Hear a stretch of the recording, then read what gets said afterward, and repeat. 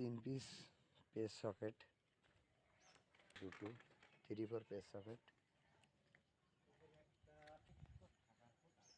এই একটা তিনটি হলো মোট 3/4 পেস সকেট। এখানে কিছু না,